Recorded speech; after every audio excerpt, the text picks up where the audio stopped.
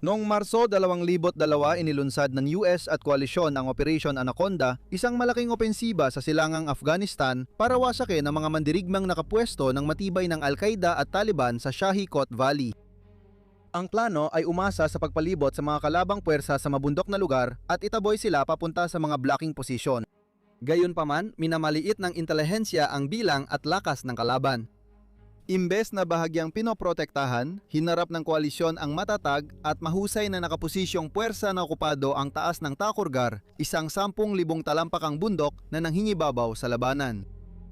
Pagsapit ng Marso, tatlo na patunayan nang mas mahirap ang labanan sa Lambak kaysa inaasahan. Gusto ng mga commander maglagay ng mga reconnaissance team sa mahahalagang lugar tulad ng Takurgar para obserbahan ang kalaban at suportahan ang mga operasyon. Sa video na ito, aalamin natin ang mga sumunod at naging kabayaran sa buhay sa Roberts Ridge labanan sa Takurgar. Maligayang pagdating sa Wars of the World!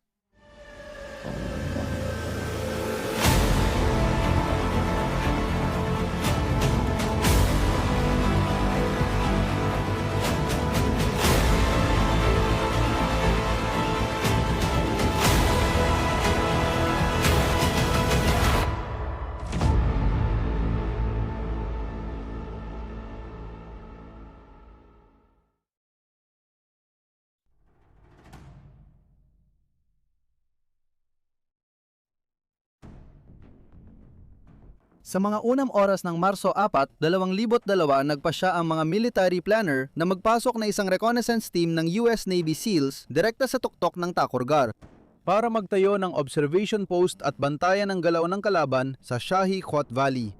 Ang misyon ay isinagawa gamit ang isang MH-47 Chinook mula sa isang Daan 60, isang Special Operations Aviation Regiment ng US Army na kilala sa mga high-risk na night insertion. Mahalaga ang pagpili ng landing zone. Una, ang plano ay pumunta sa ibaba ng tuktok para mabawasan ang panganib, pero dahil kulang sa oras at kailangan ng agarang pagmamasid na pagpasyahang maglanding direkta sa tuktok. Ayon sa intelihensya, may kalabang puwersa malapit pero hindi tiyak kung nasa tuktok sila. Nauna nang sinakop ng Al-Qaeda ang mataas na lugar at nagtayo ng mga tagong posisyon na may mabibigat na armas laban sa mga paparating na helikopter. Habang papalapit ang Chinook na Razor 03 sa Takurgar sa taas na 10,000 talampakan, hinarap nito ang matinding pagsubok. Ang manipis na hangin ay nagpababa sa lift at performance ng makina habang ang nyebe at hindi pantay na lupa ay nagpaluba sa paglapag. Dahil sa mga tuktok ng bundok, lumiit ang mga ruta ng paglapit kaya madaling hulaan ng mga tagapagtanggol ang pagdating ng helikopter. Gumamit ang eroplano ng night vision system at kakaunting palatandaan papalapit sa landing zone.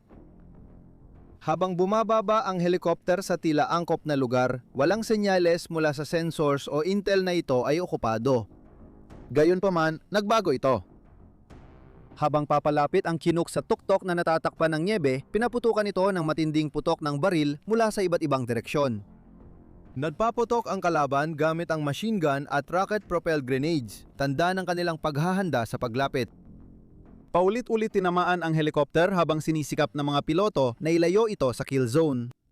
Sa gitna ng kaguluhan, si Neil C. Roberts, isang miyembro ng SEAL team na malapit sa likurang rampa, ay nahulog mula sa sasakyang panghimpapawid papunta sa bundok sa ibaba. Hindi agad napansin ng crew ang pagkawala dahil abala sila sa pagpalipad ng siraang helikopter. Matapos ang sapilitang paglapag palayo sa tuktok, nagtipon muli ang grupo at napansin nilang nawawala si Roberts. Napunta siya sa teritoryo ng kalaban, nakaligtas sa pagbagsak, ngunit napatay matapos lumaban sa kanila. Mula reconnaissance mission, biglang naging agarang operasyon sa pagbawi ng tauhan ang sitwasyon. Hinarap ng ground team ang hamong bumalik sa maigpit na binabantay ang tuktok para kunin ang nasawi nilang kasama. Samantala, naging vulnerable ang helicopter at crew nito sa lugar ng pagbagsak. Dapat unahin ng command ang pagbawi kay Roberts, protektahan ang mga natitirang miyembro ng team at suriin muli ang lakas ng kalaban sa Takurgar.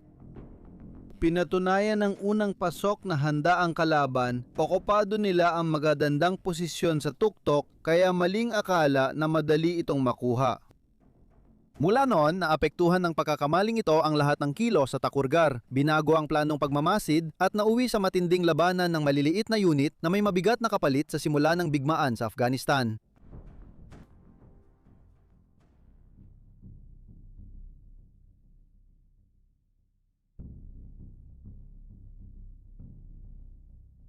Ang balitang naiwan si Roberts ang nagtulak sa koponan sa mahirap na desisyon. Matapos makatakas mula sa isang mahigpit na binabantayang landing zone gamit ang isang nasirang helikopter, hinarap nila ngayon ang panganib ng mga kalabang mandirigma na sumakop sa bundok kung saan naiwan si Roberts. Sa kabila ng panganib, nagpasya silang bumalik agad. Dahil sa taas, lamig at mga kalaban, ang anumang pagkaantala ay bumababa ang tsansa na kaligtasan. Inorganisa ang pangalawang pagsabak gamit ang isa pang MH-47 helicopter para muling ibaba ang grupo sa Takurgar. Sa puntong ito, malaki na ang nagbago sa taktikal na sitwasyon. Mas alerto na ang kalaban matapos ang engkwentro at pinatatag pa nila ang depensa sa napiling lugar ng pagbaba. Habang lumalapit ang helicopter, napaharap ito sa isang kilalang lugar ng pananambang. Binabaril ang helicopter habang papalapit sa tuktok pero lumapag pa rin sila. Dahil kakaunti ang opsyon at dahil sa apurahang pagsagip, saglit lumapag ang helicopter sa tuktok na may niebe para makababa ang koponan. Kaagad silang sinalubong ng labanan. Ang mga kalaban sa matitibay na posisyon ay nagpaputok ng machine gun at iba pang mga baril. Nakatago sa likod ng bato at mga bunker, malaya silang nakakaputok sa buong landing zone. Ang mga Amerikano ay nasa lantad na lupa na walang panangga habang pinapaputukan mula sa maraming direksyon. Kasama sa grupo si John A. Chapman, combat controller ng US Air Force na naka-assign sa SEAL unit. Ang tungkulin niya ay magkoordina ng suporta mula sa himpapawid, panatilihin ang komunikasyon habang pinapaputukan at tumutukoy ng target malapit sa kakampi. Habang matindi ang labanan, sumugod si Chapman sa posisyon na kalaban na pinapako sa pwesto ang kanyang grupo. Kahit sugatan, patuloy siyang lumaban at hinarap ang kalaban sa malapitan. Dahil sa ginawa niya, napahina ang putok ng kalaban, kaya nakamanyobra at nakaatras ang mga kasamahan niya mula sa landing zone. Gayunpaman, hindi na kayang ipanalo ang sitwasyon dahil mas marami ang kalaban at nasa mataas silang posisyon kumpara sa kanilang grupo. Sa isang bahagi ng labanan, nahiwalay si Chapman at inakalang napatay sa unang atake sa bunker. Umatras ang natitirang miyembro ng grupo habang binabaril sila. Ipinakita ng declassified na Predator drone footage na nakaligtas si Chapman sa unang labanan at nag-isang lumaban bago siya napatay. Habang umatras ang grupo mula sa tuktok, pinaputukan sila ng kalaban mula sa itaas. Bigo ang pagsagip ni Roberts na uwi sa mabibigat na kapalit at ipinakita ang lakas ng mga nagtatanggol.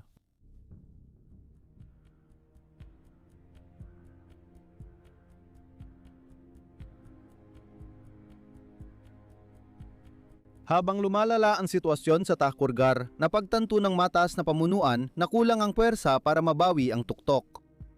Hawak ng kalaban ang lugar, napigilan ang pagsagip at binabaril nila ang mga paparating na sasakyang panghimpapawid. Kinailangan ng mas malaking puwersa para mabawi ang mga nawawalang tauhan at tiyakin ang kaligtasan sa bundok. Isang quick reaction force na pinamunuan ng mga US Army Rangers mula sa ika-75 Ranger Regiment ang agad ipinadala para palakasin ang tropa, sagipin ang mga naiwang tauhan at tiyakin ang seguridad ng tuktok ng bundok kung kaya. Sumakay ang mga Ranger sa mga helikopter na MH-47 papuntang Takurgar bago magbukang liwayway. Mas alerto na ang kalaban dahil sa naunang engkwentro na nagbunyag ng landing zone at mga daanan kaya lantad sa putukan ang mga lumalapag na sasakyang panghimpapawid. Lumapit ang helicopter na tinatawag na Razor 01 sa tuktok sa ganitong kondisyon. Habang papalapit sa landing zone, agad itong binaril mula sa posisyon ng kalaban. Tinamaan ng machine gun at RPG ang sasakyang panghimpapawid habang bumababa. Tinamaan ng maraming beses ang helicopter pero naglanding pa rin ito malapit sa tuktok kahit walang kontrol. Huminto ito sa delikadong gilid ng bundok, sira at lantad. Paglabas ng mga Ranger, agad silang pinaputukan ng kalaban mula sa mataas na posisyon. Nasugatan agad ilang sundalo kasama si platoon leader Nate Self sa simula. Mabilis na naipasa ang mga responsibilidad sa pamumuno habang nagtayo ng depensibong perimetro ang mga Ranger sa paligid ng bumagsak na eroplano. Kaunti lang ang proteksyon na naibigay ng paligid dahil lantad ang lugar ng paglapag at ilan lang ang mga bato ang maaaring pagtaguan. Lamang ang mga kalabang mandirigma sa itaas, binabaril ang mga Ranger na nahihirapan sa higit 10,000 talampakan at malamig na panahon. Sa kabila ng pagsubok, mabilis nag-organisa ang mga Ranger para gumanti ng putok, gamutin ang mga sugatan at makipag-ugnayan sa mga sumusuportang eroplano. Mahalaga ang epektibong komunikasyon para makontrol ang suporta mula sa himpapawid dahil malapit ang mga kakamping puwersa. Sa gitna ng sunod-sunod na putok mula sa kalaban gamit ang armas at mortar, naging mahalagang posisyon ng depensa ang bumagsak na helikopter. Dahil sa putok ng kalaban, hindi nakaabante ang mga Ranger at nanatili sila sa kanilang pinaglapagan. Mahalaga ang suporta mula sa himpapawid habang umatake ang mga eroplano. Ngunit dahil sa magaspang na lupain at panganib sa sariling tropa, naging limitado ang bisa nito. Pinahirap ng usok, nyebe at paiba-ibang tabas ng bundok ang pagtukoy sa mga target. Matindi ang labanan, matatag na nagdepensa ang mga Ranger at humingi ng suporta habang naghihintay ng dagdag na puwersa. Dumating ang Quick Reaction Forces at naging mas matatag ang sitwasyon, pero pinag-aagawan pa rin ang kontrol sa bundok.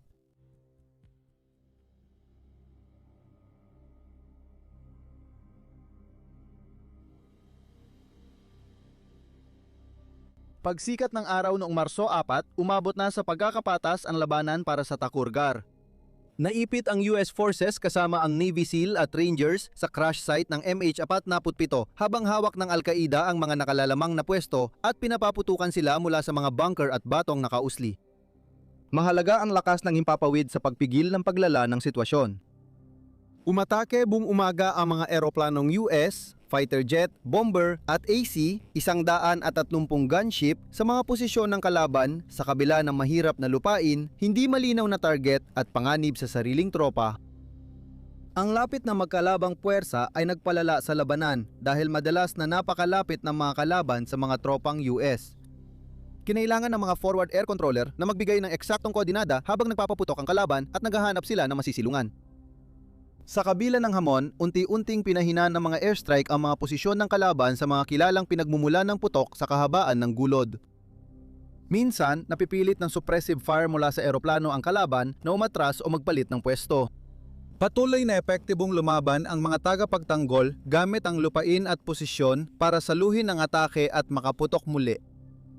Ang putok ng machine gun at paminsan-minsan mga mortar ay patuloy na naglalagay ng presyon sa mga puwersa ng US sa ibaba ng tuktok. Sa mahigit 10,000 talampakan na apektuhan ng manipis na hangin, ang galaw at paggana ng mga sandata. Ang mga sugatang tauhan ay kailangan ng tuloy-tuloy na pag-aalaga na naglimita sa kakayahang makamanyobra. Habang lumilipas ang oras, gumanda ang koordinasyon at dumami ang eroplano na nagbigay presyon sa kalaban.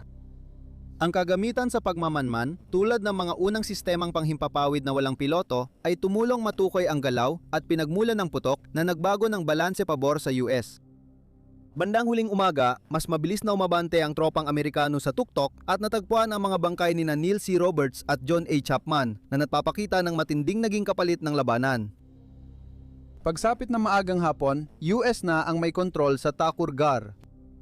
Dahil sa tuloy-tuloy na suporta mula sa himpapawid at matibay na depensa sa lupa, napilitan ng kalaban na iwanan ang mahahalagang posisyon kaya't nagawang sakupin ng mga tropang Amerikano ang tuktok ng may kumpiyansa.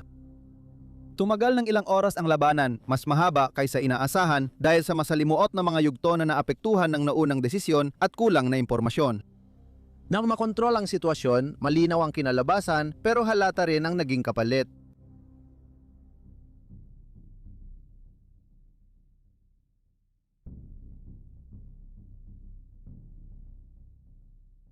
Pagsapit ng hapon ng Marso 4, nagbago na ang takbo ng labanan sa Takurgar. Dahil sa sunod-sunod na airstrikes at matinding paglaban sa lupa, umatras o nalipol ang mga kalaban kaya nasiguro ng US forces ang tuktok at paligid ng gulod. Gayunpaman, nagpatuloy ang labanan kasabay ng mahihirap na gawaing pag-secure sa bundok, pag-aalaga sa sugatan at paghahanda sa paglikas sa delikadong kondisyon. Maingat na limis ng US ang tuktok, tinitingnan kung may natitirang kalaban at tagong posisyon. Nadiskubre nila ang mga armas at gamit na iniwan ng kalaban na nagpapakita ng lawak ng depensang network sa tuktok. Samantala, may ilang Ranger at tauhan na nasugatan at mahirap silang alagaan dahil sa taas ng lugar. Ang lamig at pagkawala ng dugo ay nagpalala ng pangangailangan para sa agarang paglikas at ang air transport lang ang tanging posibleng paraan. Hindi agad nasimulan ang paglikas dahil sa patuloy na banta mula sa kalaban. Kahit hawak ng US ang tuktok, maari pa ring malagay sa panganib ang mga sasakyang panghimpapawid sa paglapit sa liwanag ng araw. Maingat na inayos ng mga kumander ang paglikas, isinasaalang-alang ang bilis at panganib. Habang lumalalim ang gabi, gumanda ang kondisyon para sa operasyon ng helikopter. Bumalik ang mga sasakyang panghimpapawid ng ika-100 at 61 SOR na itinatampok ang kahalagahan ng abyasyon sa operasyon. Kahit mahirap ang paglapag dahil sa baku-bakum lupain at mababang bisibilidad, tuloy pa rin ang paunti-unting paglikas. Ang mga nasugatang tauhan ang binigyang prioridad, kasunod ang iba pa kapag pinayagan ng kalagayan kasama ang pagkuha sa mga nasawing sundalo na sina Roberts at Chapman. Ang gumagsak na MH-47 na helicopter ay nanatili sa bundok bilang paalala ng tindi ng labanan. Matapos ang paglikas, matagumpay na nailikas ng US forces ang lahat ng tauhan at muling napunta ang atensyon sa labanan sa Shahikot Valley. Ang labanan sa Takurgar ang pinakamadugong sagupaan sa Operation Anaconda na nagdulot ng 7 Amerikanong sundalong namatay at maraming nasugatan. Sinuri ng mga tagaplano ng militar at historiador ang labanan, binigyang diin ang desisyong magpadala ng tropa sa tuktok, kakulangan sa intelihensya at hamon sa koordinasyon ng impapawid at lupa sa mahirap na lugar. Nakilala ang lugar bilang Roberts Ridge na nagpapakita ng sakripisyo at komplikadong labanan. Si John A. Chapman at ang leader ng SEAL team na si Britt K. Slavinsky ay parehong ginawaran ng Medal of Honor dahil sa kanilang katapangan. Pinaranghalan si Neil C. Roberts sa pangalang Roberts Ridge dahil ang kanyang pagkahulog ang nagpasimula sa labanan.